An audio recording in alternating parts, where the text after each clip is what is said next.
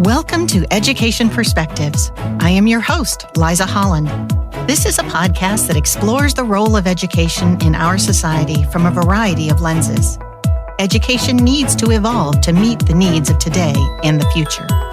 Solving such huge issues requires understanding. Join me as we begin to explore the many perspectives of education. Our guest today is Brad Clark. Brad is originally from Ashland, Kentucky, and while there, he was a pretty awful student. He taught upper elementary in Fayette and Woodford counties for a decade. While teaching, he became a better learner. Brad helped build statewide knowledge-sharing networks for the Hope Street Group, beginning in 2013. In 2019, while living on the road with his family in an RV, Brad founded the Latent Talent Accelerator, or LTA, a cradle-to-grave economic development consultancy. LTA currently supports grant writing, strategic planning, multi-stakeholder coalition building, and integrated community benefit planning across early childhood, secondary, post-secondary, workforce, economic development, government agency, nonprofit, philanthropic, and employer systems. He is the director of a workforce solutions for Elon Renewables, a project manager on accelerating Appalachia's 8-state USDA-funded Building Soil, Building Equity, Climate Smart Farming Initiative, and he was recently named the director of the Kentucky Solar Energies Industries Association. Welcome, Brad Clark, to Education Perspectives. How are you today? Great. It's good to be here. Thanks for having me.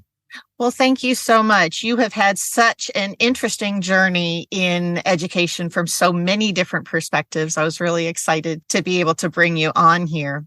So I'm going to start you out with the first question that I ask every guest, and that is, taking a 30,000-foot view, why, in your opinion, do we as a society choose to educate our populace?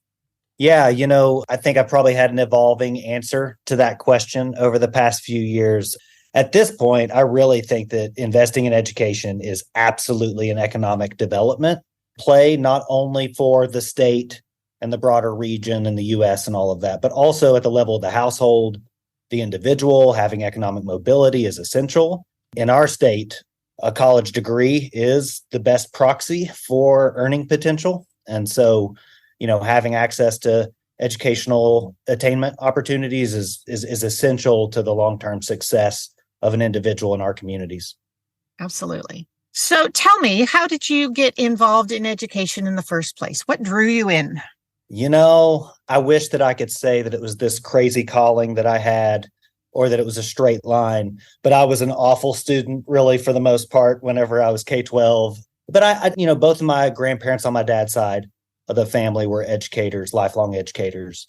And I found myself with a history degree. And a history degree does not a career make. And started substitute teaching while I was also managing a wine bar and doing landscaping back in like 05, probably 06. And so through substitute teaching, really fell in love with the elementary classroom. I thought that I would be excited about being in the high school because I had a lot of subject matter expertise in the humanities. But I really found myself substitute teaching in elementary schools, and then developed a great relationship with administrator and teachers at Meadowthorpe Elementary in Fayette County, and started working there as a full-time sub. And then there was a position that came available in a gifted and talented fifth grade classroom. Ended up interviewing pretty well. I was a underachieving gifted and talented kid, and they needed to improve their social studies scores. So I sort of back-ended into a job. No teaching experience, no teacher prep. Ended up getting an MAT and really used that 9 or 10 years in the classroom as almost an exorcism of my learning experiences. And it was a really profound experience. Half of the career 10-year run in Fayette County, half in Woodford. And in Woodford County, it was interesting too, because I had the kids on a 2-year loop. So you have young people for 4th and 5th grade, you become part of their family. Mm-hmm. And Purcell's is a small community too. And so it's already has a strong community sense, and families are very involved in the schools in a deep way. And so I still have deep relationships with those families and those students, and they've interned with me after I've left the classroom, sort of professional career. So sort of back-ended into education and then got stuck there and loved it. So That actually sounds very familiar to me because that the same type of thing happened to me, just in a different context. So I know you took on some really impressive leadership roles as far as the teaching community. Can you tell us a little bit about what you did there? Sure. I had a student in class for her fourth grade year. And as she was going into fifth, Lauren Hill, her mother, who is anybody in the education space in Kentucky in teacher leadership has had some work with Lauren Hill that they've done. So Lauren, really suggested that I join Advanced Kentucky and help them with some of their their elementary training models for the humanities. Same time, Terry Holiday administration, there was a need to gather teacher perspectives. And I joined the Hope Street Group Teacher Fellowship. And then I also joined the Center for Teaching Quality through Lauren Hill.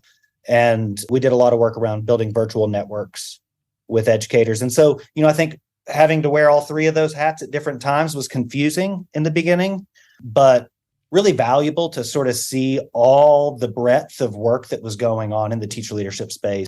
And then in 2015, I left the classroom to become the director of the Hope Street Group Fellowship and tried to give back what I'd been given by some of my folks there at Hope Street Group that mentored me and created space for me to ask questions, safe spaces to try things out.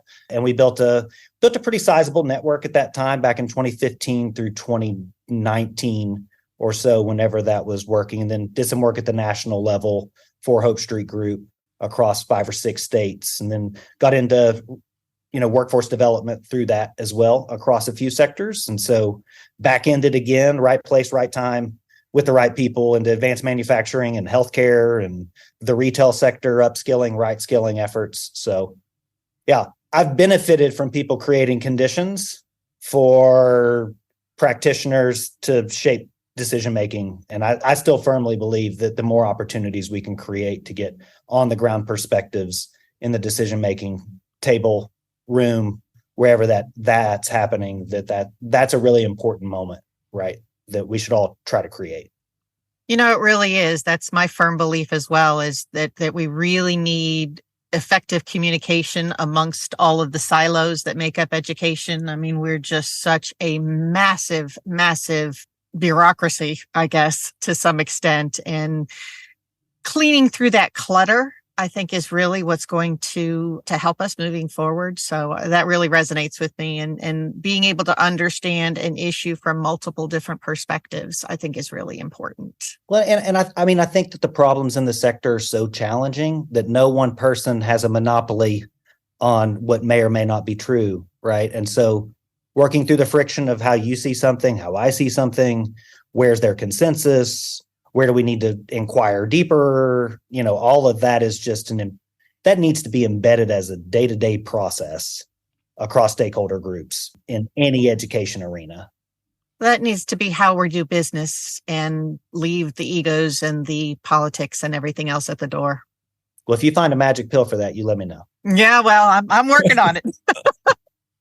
We're all working on it. So you were telling me before we got on that you're doing some work now in education in Eastern Kentucky. Tell us a little bit about that. Yeah, so there are a few projects in Eastern Kentucky that I'm working on that I'm super excited about. The past year, in a traditional education sense, I've been working sort of bridging secondary and post-secondary spaces and employer engagement with the Eastern Kentucky Student Success Pipeline, which is a Teach for America Appalachia and Foundation for Appalachian Kentucky initiative to create early college experiences, plus the wraparound support systems that, especially those students that might not traditionally have access to some of the college coursework, and building out work-based learning models and what that can look like with regional employers in the healthcare and cybersecurity space. That's been a really rewarding learning journey here over the past 12 to 18 months. There are 2 pilot districts with Floyd County and Harlan Independent involved. And then there's a 3rd district that's probably signing on as that work expands. So really excited about that.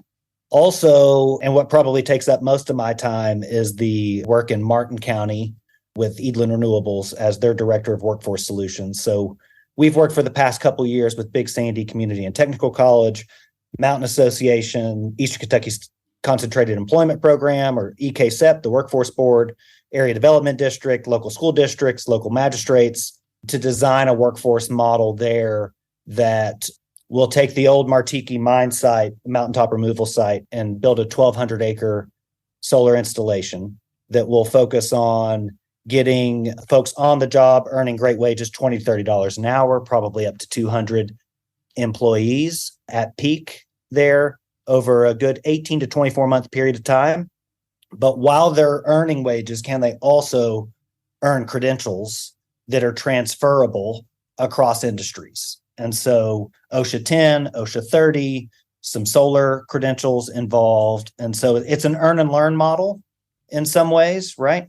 But how can we help to create economic mobility in that area through workforce models that are really grounded in the work of local partners? And then also Coalfield Development out of West Virginia is going to support a small group or two of workers. And if you haven't seen some of their models, I strongly encourage your listeners to check out their 33, 6, and 3 model out of Southern West Virginia, where they provide 33 hours of paid work through employer partnerships, 6 hours of academic credential attainment, and then 3 hours of coaching support on developing essential skills, employability skills, 21st century skills that help them navigate barriers that they've encountered along the way. And so really nuanced, beautiful model. And so all these partners are coming together and we're integrating the strengths of all these different organizations through Elon Renewables facilitation. And we're really excited. We'll get started here in the next couple months on that. You know, that is just brilliant. And it very much dovetails with my firm belief that how we do school needs to change. The system that was set up years and years ago for very compliant factory workers is really not the system that we need to be able to provide great employees to our employers these days. And so it's really exciting to hear about that communication happening and those supports happening. And, you know, with higher education as expensive as it is, really buying into that, you know, earn and learn type of model, I think is absolutely brilliant. And it paves the way for where we need to get to if we really want to be supporting our students. Yeah, and I'm really excited that we're going to be able to support adult learners, but there's also, you know, all the career pathways and CTE programs in that 5 or 6 county region in just Kentucky, not just as well as 2 or 3 counties in West Virginia that run up against Martin County as well, right? Great first jobs for high school graduates that might have an OSHA 10, want to earn an OSHA 30, stackable credentials, work experience, relationships with, you know, contractors and employers. And then, you know, we've also engaged with some of our sort of labor unions, LIUNA, IBEW, Building Trades Association. And then we've helped to build academic programs at the community college there too, that, you know, as an individual might realize that they have an aptitude and an interest in a certain sector or a certain job, then they'll be able to enroll in an academic program or a community of other practitioners with training associated with that, job placement, all of that. And so I think the more we can remove barriers and create opportunities for folks, that's what education is in my mind. Everyone benefits from that, whether you're young or further down the continuum. Cradle to gray, right? Cradle to gray. And that's exactly it. And if nothing else, the cradle to productive work and productive citizens, that's a real helpful outlook, I think. Can I mention one other project that I'm working on? I know I said 3 earlier and I spoke to 2, but I won't go super deep in. So also the Soil Building Equity Project is kicking off here in late fall. Accelerating Appalachia is going to lead that effort. And it will incentivize farmers from across Kentucky and a broader 7 other states in central Appalachia, incentivize farmers through free training, the ability to actually earn money to do soil sampling, to do climate smart farming practices, regenerative farming. And so that'll be really interesting to see grow here over the next few years as well. And that is another type of learning that is happening all over central Appalachia, which is super exciting. And honestly, that's a global phenomenon. I listened to a wonderful CEO talking about what we needed in education. He said, I need employees to be lifelong learners who are willing to learn, unlearn, and relearn. And I thought that was so simple and yet so right on spot as far as what we need to be doing. And as adults, we're going to be continuing to learn because, like you mentioned, there's jobs that don't even exist yet. And we have to be open-minded and able to flex and really concentrate on that process of how to think, how to break down problems, those sorts of pieces, especially since we have all of the content right in our pocket, with a cell phone these days. You bet. So you are such a wonderful entrepreneurial spirit. Looking at it through kind of that education lens, what is it that you love about what you're doing? Yeah. So at 43, it's hard to find novelty. You have to work really hard to find something brand new that you don't feel like you already have sort of touched in some way, shape, or form. And so I love being able to take really what I learned in the classroom. Most of the skills I use now, I learned in the classroom, hacking it out with a bunch of kids that demanded a lot from my iterative approach. I thought I had everything figured out, and then I found out that I didn't know what I was doing. And that ability to pivot and transition to what people need in real time, that's a skill set that I use day in, day out. And the ability to transfer that to sectors that I didn't really get any training in, that's really exciting, right? So 2 years in the renewable energy sector at this point, about a year and a half into the agriculture sector. And I just think there's such opportunity to create community-based economic resilience and equip individuals with confidence and skill sets and opportunities and relationships. And to do that in Appalachia, there's just something really sweet about that. Being from Central Appalachia, from the Ashland area, and my grandparents on my mom's side were Italian immigrants from Beckley, West Virginia. And, I think as I graduated high school in the late 90s, I really tried to dumb down my accent. And I did say dumb down. I dumbed down my accent in order to be taken seriously in some ways. And man, I'm just not going to do that anymore. I will purposely say y'all as many times as I can on national calls with folks. But I think the ability to advocate for barrier removal and opportunity creation and opening as many doors as we can for folks, that's fun. That's exciting. And I think where I had nonprofit experience whenever I left the classroom that was overly dependent on grant funding, thinking through how market forces can be used to create demand for social impact, that's just a rare opportunity. And I think we have to figure that out, right? We have such cultural wealth in Kentucky, especially east of 75, because I'm biased. I know the rest of Kentucky feels that way too. But how do we leverage those relationships and that idea of everybody meeting on the front porch or meeting for the Sunday meal or whatever that is to come together and build momentum around folks that might not have as much opportunity as we've been given? That's a big motivator.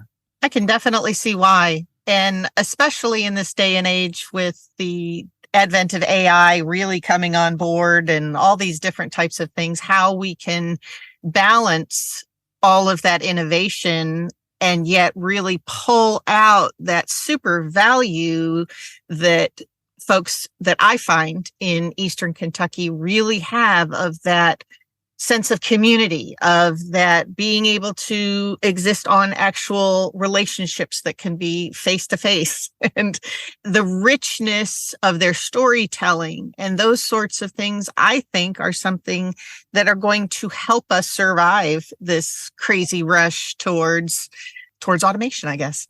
Yes. And I think the more we can build small business development, infrastructure, and entrepreneurship with young people in our communities, they see problems that they want to address. They may not realize that there might be a market solution that they could use to try to address some of those challenges.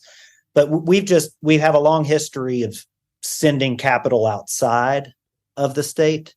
And Adam Edlin here at Elon Renewables, he says all the time, the coal communities in Appalachia powered the American Industrial Revolution and the wealth growth of everywhere but Appalachia, right? And we have an opportunity to turn that on its head and see how much of the money that's being generated can go back into the local economies. How sticky can we make capital at the local level and circular economies? Really, if we can figure any of that out in any degree, I think we can build some momentum around lasting economic development so that people don't have to leave their towns, right, whenever they graduate high school like I did. Well, and that is a really important point, I think, with any type of change that we're looking to make in our communities and our society is how do we bring change that is positive and how do we make it sticky? I really like that you use that same term because that I'm always talking about how do we make it sticky? How do we make it not just the next bright, shiny thing that comes in and then is there and gone? And how can we build those lasting types of bridges? And it sounds like you're doing some really neat partnerships to be able to educate the populace there about some of the industries that are coming in. That's how we're going to be doing business moving forward. And it's not all going to be about the coal mines. Going to be able to have some great news stories coming out. And I think we have to honor the well-earned distrust that folks have of people coming in with new ideas, or new things. I mean, it's a well-earned distrust. And I think that we have to earn trust, right? We have to prove the model wrong and do things different. And I think we have the opportunity to do that. Tell me a little bit about how you've seen that happen, how you've seen that in action as far as that trust building and Sure. That's great. We've interacted with a lot of people on the ground in Martin County that here over the past couple of years have helped us better understand how best to engage in local recruitment for the jobs that are available, what kind of supports those workers might need as they transition maybe away from a job in the retail industry or sector that might not pay as competitive of a wage or as much of a living wage. And then, we've also heard loud and clear that, these construction, essentially a solar installation is a construction job, right? I think that there's sometimes some assumptions we can make around, we need to build construction pathways and we need to build solar pathways. And, if you look at the data, Eastern Kentucky, there are a lot of people that graduate from career pathway programs, whether it's secondary, post-secondary around construction, but they go to where those jobs have been historically, and those aren't in the local community. And so just acknowledging and validating that, there have been very real challenges around enabling people to stay in their communities, and how can we take that into account and modify our plans for what we think might work or not work in implementing this model. We've tried to be as community driven as possible around all of that and create ample opportunity to create transparency, interact with the local, judge magistrates and the fiscal court, open public meetings, really trying to learn and listen about how best to proceed. And you can't address every concern that comes in the door, but you can address as many as possible that are within your sphere of control or influence, And I think that just building those systems in place, which is very similar to what we did at Hope Street Group, right? Yes, I was going to make that pivot, was to say that this is very much the same type of approach we need to take with educators and with community surrounding school and all that type of thing, because nothing really does happen until there's some trust building. And I feel that teachers have been subjected to so many different, the next shiny new plan and adding more paperwork instead of taking any away, that they are rightfully burned out. And so how do we go about building that trust and finding ways to inspire them to be able to feel empowered, to use their gifts to be able to really give kids what they need, not necessarily what's on a standardized test. And it's a challenge. It is.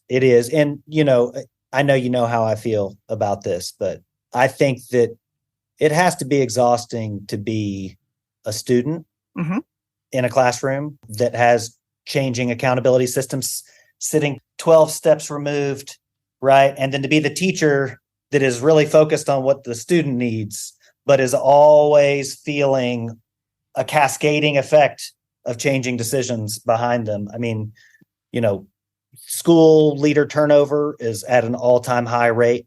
I think it's nationally, 2 years on average for a building admin, because they get burnt out. It's an almost impossible task, right? Everything that's being asked of them. And then the way our systems build contracts for superintendents, it's typically on a 3-year run, which incentivizes quick wins and short-term thinking, right? Yes, exactly. And then, I've gotten along personally with every commissioner I've ever interacted with here in the state of Kentucky, right? And did I agree with everything that every commissioner did? No. But did I respect the intent of the commissioners to improve outcomes for students and create better systems? Absolutely. But it's time that we have a commissioner that is married to the state of Kentucky, whole hog, right? Yeah. And that's probably one of the biggest obstacles we face is from a political side. They've just made that almost impossible. They made that position now confirmable by the Senate. And so it's going to be a political tap dance. And that is the biggest challenge. I mean, every commissioner that comes in has a new accountability system, new way of doing things. And I understand that that's the way the systems operate, right? But we have to have some set standards for measuring success that are more substantive than what we currently have in We've play. got to decide what it is that we really want as our outcomes and then measure for that. And it's not going to be as easy as a bubble test. It's just not. And, I think that if you look at the people who've been trying to do the new accountability systems over and over, I got to be on one of those committees for the governor's office a few years ago. And the intent is very positive. You bet. The intent is there. The people really want to make a difference, et cetera. But it is so complicated and there are so many stakeholders and there's so much that's going on. And I just hope that people realize that this is a long battle, but there are really good people out there fighting the good fight. I'm really excited about the big grant that Kentucky got for looking at revamping our assessment system, because I really do think in my heart of hearts, if we start to measure for the right things, all of a sudden it's going to change. Well, and I also think that whenever, and I'm getting on my soapbox, and you feel me get off of it, I'll get off of it. No, this is an opportunity to be on your soapbox. Are you kidding me? Any state education agency, right? Any SEA, that's true all over the United States. There are times whenever the SEA really has a mandate and has the capacity to drive a reform agenda, right? If you don't have a mandate and you don't have financial capacity to incentivize school districts to do certain things, driving reform after reform after reform after reform is actually counterproductive, even if it's well-intended. Yep. And so, I used to be very frustrated with classroom leaders and school leaders and district leaders that sort of closed their door metaphorically and just put their head down and did what was right at the local level. But if you change the accountability system at the state every 2 to 3 years, what do you think is going to happen? This is very true. Absolutely. And so it'd be an interesting process to design for as localized a system of consistent measurement of academic and non-academic skill sets and experiences. We've actually got a couple of L3 districts experimenting with that. And so I'm really kind of excited to see how that plays through, because we've got some good, strong leaders in place trying to make that happen. Yeah, I love it. And I'll come back to what I said earlier, too. It's like, how many barriers can you remove and how many doors can you open? And if that's sort of like, or I remember as a school classroom leader, how many barriers did I accidentally create today for a young person, right? It doesn't matter if I meant to or not. Did I create a barrier for a young person with a look I gave or a signal I sent, or, that level of hyper awareness? That's really insightful, because kids are so attuned. They're so attuned. Absolutely. My last day of teaching, I was reading a short story out of one of the Junior Great Book series, and the character cussed in the story, right? And I was reading it, and this one kid who I'd had for 2 years and knew I was leaving was like, "Man, finally, you cussed in class." And I'm like, "What are you talking about?" They're like, you can kind of get a little fiery at times. I thought it was going to happen before this. I was like, "What are you talking about? Y'all are 10-year-olds. Like, I'm not, But again, there are those barriers and those signals we send, right? That's a silly example, but you don't realize how people interpret you, Exactly. And how many times do you see a post on Facebook saying, "I'm a writer today because my 3rd grade teacher told me I was a good writer"? The influence that teachers have is just extraordinary. So Well, that brings me, although I think I could talk to you all day about these things, but that brings me to my final question, which is, and this might be complicated for you, what would you like decision makers to know? I mean, I feel like I've already said it as applied to some of these other leaders at the classroom, school, district, and state level. But whatever level of decision maker you are, right? Are you creating a barrier or are you creating an opportunity? And I think sometimes we, especially if we're talking about big P policy or even little P policy, right? Like classroom level policies, sometimes we make policies because we think that that's what needs to happen. And we sort of have a lot of assumptions we're making about sort of generalizable experiences and all this kind of stuff, right? But are you helping someone gain economic mobility? Are you helping someone gain agency and the ability to make their own decisions? Are you equipping someone in some way to remove a barrier for themselves or for someone else, or to create an opportunity for someone else, right? Or for themselves? And it sounds sort of simple and maybe it's a little trite, but like if everybody could just sort of have like those two questions, I think, am I creating a barrier? Am I creating an opportunity? What is my role in removing barriers, creating opportunities? You don't know what doorways people are going to walk through. You have no idea, right? Mm-hmm. But you can pay attention to what doorways people are walking through, the ones that you open, the ones that are already open, what barriers are in the way that keep people from walking through those doors. And like, how can you start making decisions around maybe that very simple framework? Because if you can remove a barrier and open a door, then the likelihood of someone having more agency increases drastically. Absolutely.